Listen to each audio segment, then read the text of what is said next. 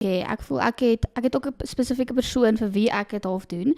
Nie vir wie nie, maar wat my so motiveer amper om te kan sê, luister maar, hy kan dit doen, maar hy kan dit nie fisies self doen nie. Dis eintlik, ek kan my eintlik sê, Ja, dis een van my goeie vriende, Danu Swart. As ek nou nie sy van mis het nie. Ja, hy is 'n kwadropleeg en hy natuurlik kan mos nou nie sy hande gebruik soos ons nou kan nie. En hy het 'n vriend, ek dink sy naam is Hendrik.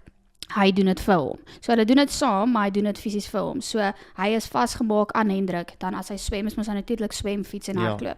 So die swem, dan is hy vasgemaak aan hom met so 'n bootjie. Ek is nie seker wat se tipe boot jy dit noem nie, maar dis daai kleintjies. So dan lê hy in hom en Hendrik swem net maar. En as hulle klaar is, dan kom hulle weer terug, dan klim hulle in daai is 'n gewone fiets. Ek weet nie wat hulle dit noem nie, so hulle kan eintlik beter verduidelik, maar net om 'n idee te gee, dis 'n normale fiets, want natuurlik Hendrik kan loop en dan is Danu in sy rolstoel amper maar vasgemaak aan die fiets en dan so doen hulle dan die hardloop en die fietsry storie. So dis flippend